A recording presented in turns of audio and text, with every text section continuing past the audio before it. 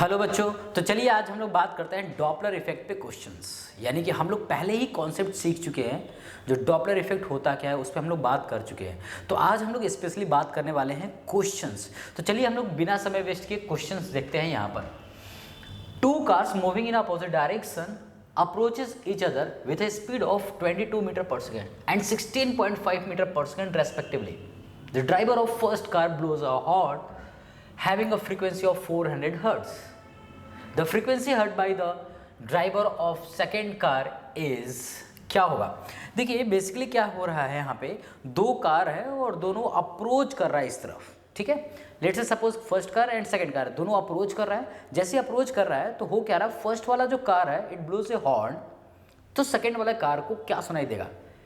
जैसे जैसे ये पास आएगा वैसे वैसे उसको लाउड हायर फ्रीक्वेंसी सुनाई देगी। ठीक है ना। तो एक बात तो हमें समझ में आ रहा है कि अप्रोच कर रहा है दोनों, तो अप्रोच के लिए हमने उन्हें कॉन्सेप्ट लिखा था, केसेस ऑलरेडी बात कर चुके हैं।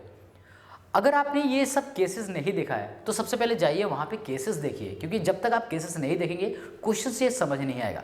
ठीक है, तो चलिए यहाँ पे सबसे पहले बात करते हैं कंडीशन। वी ऑफ अप्रोच कर रहा है तो ये होगा वी ऑफ ऑब्जर्वर अपॉन में यहाँ पे v minus v of source and that real frequency. Yes और नो? तो यहाँ पे जो ऑब्जर्वर है वो क्या है, फर्स्ट कार और सेकेंड कार। ये रहा फर्स्ट कार फर्स्ट, और यहाँ पे अप्रोच कर रहा है ये है कार सेकेंड। ठीक है, तो ये हॉर्न ब्लो कर रहा है फर्स्ट वाला और उसको सुनाई दे रहा है। तो ऑब्जर्वर जो है वो ये रहेगा कार सेकेंड, जो भी उसकी स्पीड है। तो आप यहाँ पे सीधा इस फॉर्मूले को लगाइए। ऑब्जर्वर क्या होगा, वी कितना दे रखा है 340 प्लस यहाँ पर देखें तो 20 सेकेंड कार है, तो that second car is 16.5 upon में 340 माइनस 22 एंड दैट 400। इसको आप सॉल्व करेंगे that will become uh 448 hertz आ जाएगा। ठीक है, बहुत ही ज़्यादा सिंपल है, कुछ नहीं है, एकदम सिंपल सा कॉन्सेप्ट लिखा है यहाँ पे। ये ऑलरेडी मैंने आपको बता रखा है, सिंपल यूज किया और एक लाइन में इसका आंसर आ गया। ठीक है, चलिए नेक्स्ट पार्ट पे अगर हम बात करें, यहाँ पे नेक्स्ट पार्ट पे बात करें तो नेक्स्ट पार्ट हमारा ये है। इस क्वेश्चन के अंदर में क्या है थोड़ा सा देख लेते हैं। इस पार्ट में देखते हैं, a source of sound is emitted wave of frequency 100 hertz and observer O are located at some distance from each other. The source is moving with a speed of 19.4 meter per second at an angle of 60 degree. With the source line as shown in the, देखिए ये वाली value दे रखी है 19.4 metre per second और ये angle 60 degree दे रखा है। तो आपको पता है इसी लाइन के अलॉन्ग आ रहा है, ये ऑब्जर्वर है, तो यहाँ पे आएगा V एस कॉस थीटा, और वो वाला कंडीशन लगाएंगे जब ऑब्जर्वर के पास आता है। तो यहाँ पे एपरेंट बहुत ही आसान है, जो ऑब्जर्वर है वो तो रेस्ट पे है, तो that v minus v of v cos theta. थोड़ा सा सॉल्व कर लेंगे तो यहाँ से वो रिजल्ट आ जाएगा, कितना है फ्रीक्वेंसी, दैट फ्रीक्वेंसी। सॉल्व करें इसको तो ये कितना आ रहा है, यहाँ पे कितना दे रखा है 300, दैट 300 अपॉन में 300 माइनस 19.4 N2 में cos 60 की वैल्यू 1/2। सॉल्व कर लेंगे इसको, यहाँ पे आप सॉल्व करेंगे और फ्रीक्वेंसी क्या है यहाँ पे, दैट फ्रीक्वेंसी इज 100 हर्ट्ज। जब आप सॉल्व करेंगे तो इट बिकम्स 103 आएगा। ठीक है, तो आप इसे चेक कर लीजिए, बहुत ही आसान है। ठीक है, नेक्स्ट आगे आगे चलते हैं। A siren emitting a sound of frequency 800 hertz moves away from an observer towards a cliff, a speed of 15 meter per second. Then the frequency of sound that the observer hears in the echo reflected from the cliff. अब जरा सोचिए, यहाँ पे एक observer है और यहाँ से एक कार जो है वो हॉर्न बजाता हुआ इधर आ रहा है और वो किसी ठोस ऑब्जेक्ट से यानी सॉलिड ऑब्जेक्ट से टकराकर रिफ्लेक्ट बैक कर वो इस तक सुनाई देता है, तो जो उसको सुनाई देगा वो क्या होगा? तो इसका मतलब एपरेंट हम लोग कंडीशन लिखेंगे, ऑलरेडी हम लोग कंडीशन बात कर चुके हैं, तो डेफिनेटली उस कंडीशन पर डायरेक्ट यूज करेंगे v minus v of observer. Observer तो रेस्ट पे है, तो ये यहाँ पे हम सीधा इसको जीरो कर देते हैं, ऑब्जर्वर जीरो पे है, यानी v यहाँ पे क्या होगा, इसी साइड आ रहा है और साउंड भी इसी साइड हो रहा है, तो माइनस वी ऑफ कितने स्पीड के अंदर में है, ठीक है, सोर्स। और रियल फ्रीक्वेंसी इज, मैं अभी लिख देता हूँ यहाँ पे, तो v कितना है, v है 340 अपॉन में v माइनस 340 माइनस 15 इंटू में 800, यहां से ये एपरेंट आ जाएगा और ये एपरेंट आएगा 838 मीटर पर सेकेंड, ठीक है। आई गेस बहुत ही ज़्यादा सिंपल है, इसको समझने की कोशिश करिए, कुछ भी नहीं है, एक एक लाइन का ये क्वेश्चन है ना।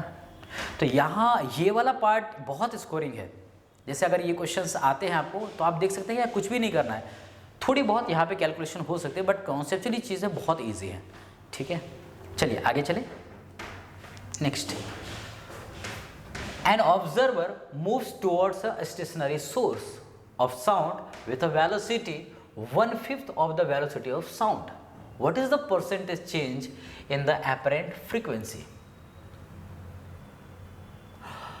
यहाँ पे देखिए एक ऑब्जर्वर है जो कि स्टेशनरी सोर्स है यहाँ पे विथ अ वेलोसिटी ऑफ इतना। What is the percentage change in the apparent frequency? Simple है, यहाँ पर देखिए सबसे पहले अगर हम यहाँ पे बात करें तो एपरेंट फ्रीक्वेंसी निकालते हैं। That apparent frequency is v of, जो सोर्स है वो स्टेशनरी है, तो सोर्स यहाँ पे आ जाएगा, जो ऑब्जर्वर है वो कितने से चल रहा है, 1/5 of the velocity of sound, यानी कि v ऑफ 5। लेकिन वो किस तरफ चल रहा है, उस साइड से अप्रोच कर रहा है, ये सुनो, अप्रोच कर रहा है टुवर्ड्स द स्टेशनरी, तो यहाँ पे ये प्लस आ जाएगा, अप्रोच कर रहा है यहाँ पे। तो ये अब पूरी वैल्यू के साथ अगर हम यहाँ पर देखेंगे तो ये हो जाएगा रियल फ्रीक्वेंसी। कितना आएगा यहाँ पे, रियल फ्रीक्वेंसी कितना आएगा, 6/5 v, ठीक है ना, 6/5 भी आएगा। अब यहाँ से पूछा परसेंटेज चेंज, तो आपको पता है real apparent minus real upon में रियल इनटू 100%, यही करेंगे। 6/5 minus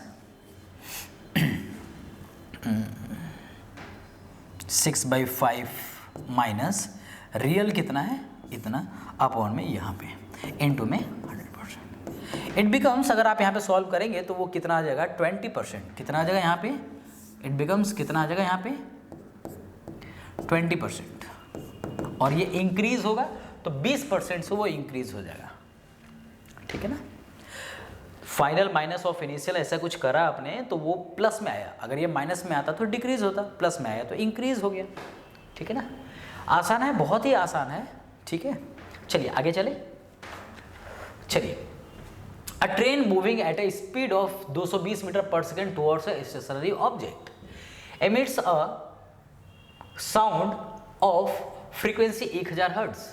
sum of the sound reaches the object gets reflected back to the train as echo. देखिए ये वाला जो कॉन्सेप्ट है ना, बड़ा सिंपल सा है, ये मैंने केसेस कराए, आई थिंक केसेस मैंने कराया होगा 8 या 10, 10th या 8 होगा, है ना। तो इसके अंदर में क्या है कि अगर कोई ऑब्जेक्ट हॉर्न बजाता, मतलब कोई कार के अंदर में कोई अगर ड्राइवर बैठा हुआ है और वो हॉर्न बजा रहा है और कोई ठोस ऑब्जेक्ट की तरफ यानी सॉलिड ऑब्जेक्ट की तरफ जा रहा है, तो यही ऑब्जर्वर है, यही सोर्स भी होगा। तो जब वो रिफ्लेक्ट बैक करके आता है तो उसका हमने एक कंडीशन पढ़ा था, that apparent is equal to v minus v of, यहाँ पे ट्रेन है तो मैंने vt लिख देता हूँ, v प्लस vt। एक सेकेंड, ये केसेस मैंने उल्टा लगा दिया, यहाँ पे होगा प्लस और यहाँ पे होगा माइनस, ठीक है। तो यहाँ पे बनेगा दैट एपरेंट। अब इसको सॉल्व कर लीजिए, यहाँ पे कितना दे रखा है, यहाँ पे वी है 330 प्लस 220 अपॉन में 330 माइनस 220 N2 में रियल फ्रीक्वेंसी कितना है 1000। जब आप इसको सॉल्व करेंगे तो ये ऊपर आएगा 5500 और यहाँ पर जो है वो आएगा 110, तो ये लगभग 5000 mH हर्ट्ज जो है वो आ जाएगा। तो this is our answer correct. ठीक है, कंडीशन याद हो तो आप एक एक सेकेंड के अंदर में ये सब इक्वेशन लिख के सॉल्व कर सकते हैं। सॉल्व करना थोड़ा सा मैं मान सकता हूँ कॉम्प्लिकेटेड हो जाता है, बट ठीक है, सॉल्व तो थोड़ा बहुत तो कर ही सकते हैं, अप्रॉक्स में ला ही सकते हैं अपन। चलिए, a motorcycle starts from rest and accelerates along a straight path at 2 metre per second. At the stationary point of motorcycle there is a stationary electric siren. How far has the motorcycle gone when the driver hears the frequency of the siren at 94% of its value when the motorcycle was at rest? देखिए क्या बोला हुआ है, एक पोल है, पोल के ऊपर में कुछ सायरन बज रहा है और वहां से ही एक कार जो है या मोटरसाइकिल है, तो मोटरसाइकिल दूर जा रहा है। वो कितना दूर जाएगा ताकि जो एक्चुअल फ्रीक्वेंसी है उस सायरन का उसका 94% सुनाई दे। 94% कितना सुनाई देना चाहिए? 94% सुनाई देना चाहिए। एक्चुअल फ्रीक्वेंसी अगर मान लीजिए कि एक्चुअल फ्रीक्वेंसी कितना दे रखा है, एक्चुअल फ्रीक्वेंसी नहीं दे रखा है, तो मान लीजिए कि एक्चुअल फ्रीक्वेंसी कितना है, फ्रीक्वेंसी है f, तो 94% f वो कितने डिस्टेंस पर जाकर वो चीज़ें उसको मिलेगा, यही क्वेश्चन है। आइए करते हैं। देखिए सबसे पहले क्या करेंगे, एपरेंट निकालना है, तो एपरेंट के लिए क्या करना होगा, v माइनस ऑब्जर्वर जो है वो तो दूर जाएगा, यस, अपॉन v और रेस्ट पे है तो दैट इज द फ्रीक्वेंसी। यहां से हम vm निकालेंगे, vm निकाल सकते हैं क्या? एपरेंट फ्रीक्वेंसी कितना है, देखिए थोड़ा, एपरेंट फ्रीक्वेंसी कितना आएगा, 94% यानी 94/100। 94% का मतलब क्या, 94/100 is equal to v minus vm upon में vm क्या है, velocity of motorcycle and that frequency. 94% of original frequency यानी 94 अपॉन में 100 इंटू फ्रीक्वेंसी, दैट फ्रीक्वेंसी ये तो घर चला गया जी। तो यहाँ पे बचा क्या, 9.94 और ये v आएगा, ये v है, ये v है, is equal to v minus vm।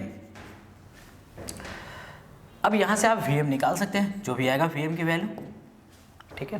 तो ये कितना आ जाएगा यहाँ से 0.06 मल्टीप्लाइड बाई जो भी v है, v कितने दे रखे, 330। अब ये जो v आएगा वो आप यहाँ पे क्या कर सकते हैं, v square is equal to u square plus 2as। Initial speed कितना है, 0 है, इनिशियल स्पीड कितना है, 0 दे रखा है, इनिशियल स्पीड तो 0 ही है ना जी। कैसे पता चला, रेस्ट से स्टार्ट हो रहा है, स्टार्टिंग फ्रॉम रेस्ट, तो वो 0 होगा। तो अब अगर आप यहाँ पे v निकालते हैं, v तो आपको निकाल ही रखा है, v ऑफ मोटर, ये जो v आपने निकाला है ये v ऑफ मोटरसाइकिल ही है, उसका स्क्वायर करिए अपॉन में 2 इंटू a करेंगे, a कितना है 2 मीटर पर सेकेंड, a कितना दे रखा है 2 मीटर पर सेकेंड, कहाँ चला गया, ये रहा 2 मीटर पर सेकेंड। तो 2 इंटू 2 यहाँ पे, तो ये ऐसा आ जाएगा। जब आप इसको सॉल्व करेंगे तो ये 98 के आसपास आ जाएगा, 98 मीटर, ठीक है।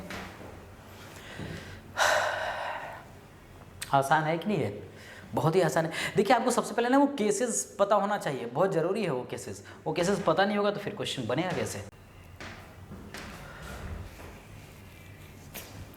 नेक्स्ट क्वेश्चन देखते हैं। यहाँ पे अगर हम बात करें, a train is moving on a straight track with a speed of 20 metre per second, it is blowing its whistle at a frequency of 1000 hertz.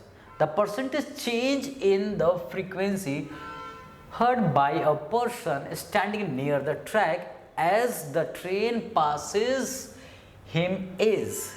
देखिए एक ट्रेन जो है उसके पास से होके गुजर रहा है, तो परसेंटेज चेंज क्या होगा, जो भी उसको सुनाई देगा, यानी कि ये होगा अप्रोच यानी बिफोर मैं ले रहा हूं, और ये होगा फिर आफ्टर जो वो उससे दूर जाएगा, ठीक है। तो मैं सबसे पहले बिफोर वाला कंडीशन लिखता हूँ, उसको मैं बोलूँगा फ्रीक्वेंसी नंबर 1। क्या होगा, v अपॉन में v minus v of train train train train and that frequency. And after की कंडीशन में अगर हम देखें तो क्या होगा, v अपॉन में v plus v of train.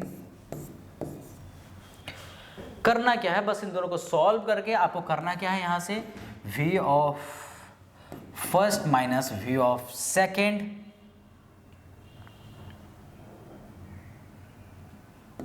Upon में v ऑफ फर्स्ट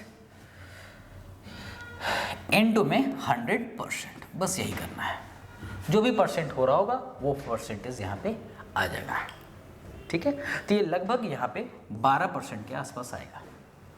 ओके, तो ये है आपका क्वेश्चन।